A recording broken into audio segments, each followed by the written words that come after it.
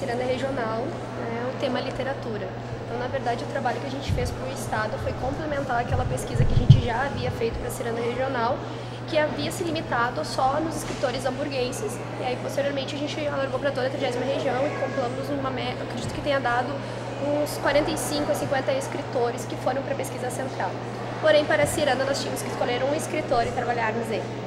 Como antes o tema era costura e eu havia trabalhado com couro e tinha lido muitos livros de Novo Hamburgo, sendo um dos livros que é do escritor Felipe Cumbrão, que foi apresentado pela minha prenda juvenil, que é esse livro aqui, Novo Hamburgo, foi o primeiro livro que eu me deparei com Leopoldo Petri.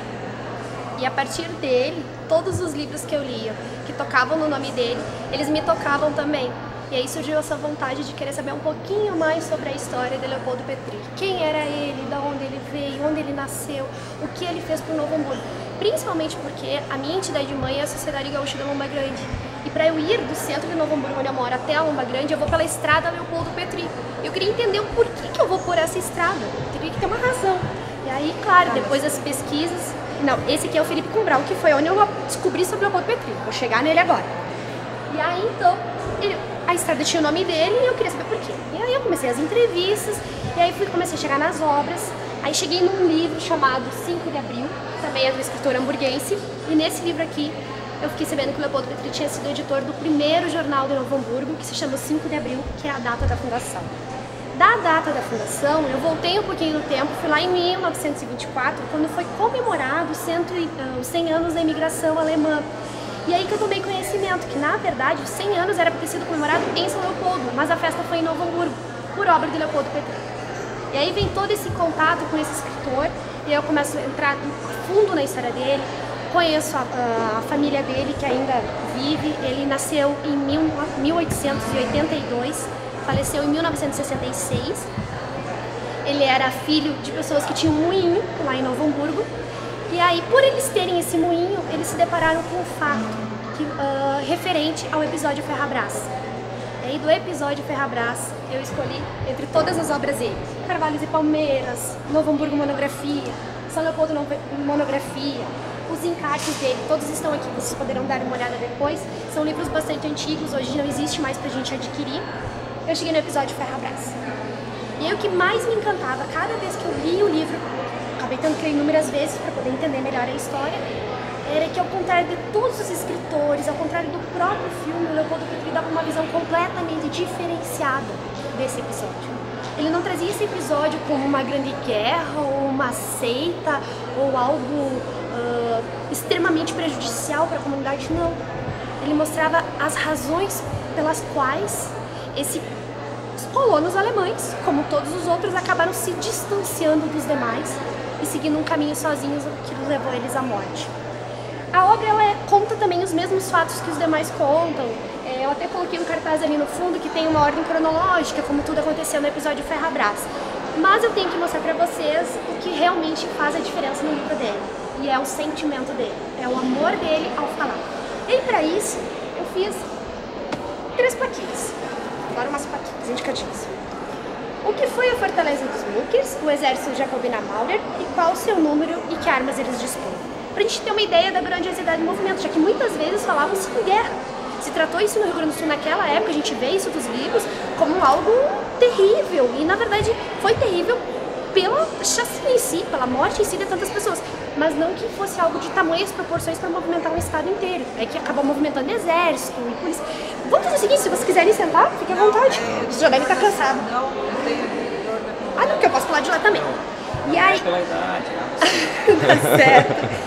E aí, nas pesquisas, o Leopoldo, diferente dos outros escritores que apenas ouviam histórias para escreverem os seus livros, contando fatos que ouviram, que leram e alguma coisa, Leopoldo não, ele fez diferente. Ele foi a fundo nas pesquisas, ele foi para documentos históricos, ele foi atrás das cartas que eram mandadas dos Muckers para o imperador pedindo auxílio, porque eles não sabiam o que fazer, que eles estavam se sentindo prejudicados pelo resto da comunidade. E aí ele entrou bem a fundo nessa história e chegou, inclusive, narra no livro dele, que é uma coisa que eu não tinha lido em nenhum outro lugar, que inclusive o Jorge Meurer, que era o esposo da Jacobina, o movimento mesmo iniciou com ele, não com a Jacobina. E que ele fazia empréstimos de jogos, empréstimos de dinheiro contrair a dívida de jogos dos outros. E aí, inclusive, o delegado de Sapiranga conta no livro que foi pedir dinheiro emprestado para ele e ele disse que não ia emprestar para o delegado. Então aí já tem uma segunda explicação. Mas que a gente não pode esquecer só do fato que nós estamos numa região de poucos professores, não temos muitos professores, então ignorantes, a gente pode dizer assim, pessoas que não tinham conhecimento, pessoas extremamente religiosas, né? E que chegaram aqui e não tinham outras pessoas para orientá-las. Eram colonos que não tinham outras pessoas para orientá-las. Então era muito fácil crescer seitas, religiões no meio da comunidade. Alguma pessoa que, se dizendo Cristo, que reencarnou, era muito fácil acabar atendendo a todos, até porque se via muitas coisas. No livro ele mostra que na verdade não é que curavam, é que eles levavam as pessoas para casa, cuidavam, davam boa comida, descansavam. E o que o colono estava doente? Por quê? Porque ele estava realmente muito cansado, se trabalhava muito nessa área. Então é justamente isso que o Leopoldo faz na obra dele. E aí, na obra dele, ele falou que era no máximo 34 famílias, as armas eram poucas, tinham poucas armas, só que o que acabou fazendo eles conseguirem se manter mais tempo acolhidos, escondidos na mata, era justamente o local que eles ocupavam. Eles estavam numa região, no Morro Ferrabras. Se vocês já tiverem a oportunidade de um dia subirem ao Morro Ferrabras, eu tive essa oportunidade, até tem algumas fotos aqui, fico à disposição para vocês olharem. Aqui também tem fotos dos locais onde aconteceram os fatos. No Morro Ferrabras, ele é bastante íngreme, e aí então o exército ia subindo e eles estavam em posição privilegiada. Consequentemente, eles conseguiram resistir por mais tempo. Da mesma forma que o próprio despreparo militar da época do exército não era... Nós tínhamos, claro, grandes guerras, sem dúvida nenhuma, mas era uma situação diversificada, porque nós tínhamos ali pessoas que estavam completamente encantadas por Jacobina. E, na verdade, o que o Leopoldo fala no livro dele é que tudo era um motivo religioso no início. Só que, com o tempo, nós tínhamos cidadãos de Brios que acabaram sendo chacotados e acabaram sendo vitimados por debochadores, como eles chamavam, né? Os santarrões eram pelos debochadores, os poker, assim que eles diziam. E isso acabou aumentando a raiva deles, e óbvio que aí houveram várias tragédias dos dois lados, um acabou atacando o outro. Então, na verdade, pelo livro do Leopoldo, nós não temos culpado. E, inclusive, ele narra no livro dele que, quando a Jacobina foi presa, ela foi levada para São Leopoldo. E aí, na passagem, ela passou na venda dos pais dela, onde os pais dele tinham venda. Ele ainda não tinha nascido, né? Ele nasceu alguns anos depois, mas eles passaram por essa venda. E aí, nessa venda, a mãe dele contava para ele, a dona Bárbara Petri, que os guardas, ela pediu, que estavam presos junto com elas, pediram água para ela, porque ela estava em transe naquele momento. Pediram água para dar para ela, e os guardas disseram que não iriam dar água. E, obrigada, e chacoalharam ela, falaram mal, né? Falaram mal dela, na verdade. E aí, o que aconteceu? Isso acabou, ela enfrentou os guardas, deu água para ele, mas isso acabou aumentando e despertando ainda mais neles aquela raiva. E aí sucedendo todos os fatos. E para demonstrar realmente o sentimento do autor, eu separei um trechinho da obra que ele diz assim, ó. O Leopoldo fala assim na obra dele: senti na obrigação de publicar a presente obra para que não continue a sofrer o label de criminoso o nome de muitas famílias respeitáveis, quando na verdade se trata de reação violenta de cidadãos de Brio, conscios de seu valor, em defesa de seus direitos contra as injustiças de que eram vítimas, defendendo seu ponto de vista com coragem, lutando como homens e sabendo morrer como heróis. Eu acho que aqui fica bem expresso o sentimento dele ao escrever essa obra. Muito obrigada pela atenção de vocês, e eu fico à disposição porque tem muita coisa que eu acabei fazendo no decorrer dessa pesquisa que foi muito divertido.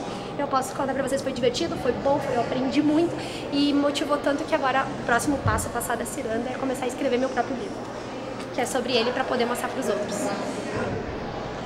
Quantas obras se resume assim como é que ele... É bem complicado te dizer, porque assim, naquela época publicar livro era uma coisa bem difícil. A gente sabe que o custo era alto, não se tinha muitas pessoas que sabiam ler. Inclusive esse livro aqui do Leopoldo, ele teve a primeira versão, a segunda versão que é essa, e aqui é a em alemão, porque a maioria do povo falava em alemão. Inclusive eu fiz um jornalzinho, deixo pra vocês, no meu jornalzinho, Laura Produções, ele conta um resumo dessa pesquisa. E ele é inspirado no livro, no jornal 5 de Abril, que foi o que ele foi editor. E nesse era um jornalzinho de 4 páginas. Então, o que ele fazia muito? Ele escrevia muito para jornais, ele tinha muitos encartes como esse, que infelizmente todos estão se decompondo. Esse material que eu tenho aqui, inclusive, ele estava assim comigo guardadinho. Eu não deixei junto com o resto do material da mostra, porque é um material que foi emprestado pela filha dele, que ainda guarda essas relíquias. Ela tem 80 anos e ela ainda guarda essas relíquias. Então eu tenho eles assim com muito cuidado, muito carinho, assim, eu já deixei eles expostos ali pra, né? Chegaste a fazer entrevista com essa filha? Sim, tem. Inclusive aqui, ó, se vocês quiserem ter acesso, nós temos a pesquisa, a minha é a parte amarela, né, que é verde e a rosa são da minha juvenil, da minha mirinzinha, e aqui tá toda a minha pesquisa, a pesquisa que foi mandada pra MTG, nós fizemos em média só sobre o Leopoldo, eu acredito que tenham sido 6 entrevistas, só sobre o Leopoldo. Além das entrevistas que a gente fez para descobrir sobre outros escritores, né? Porque a ideia era compilar o maior possível, tá? E aí, desculpa, como terra de alemão, tem que ter chimia, né? E eu fiz mais uma coisinha, eu quero fazer um pedido para vocês.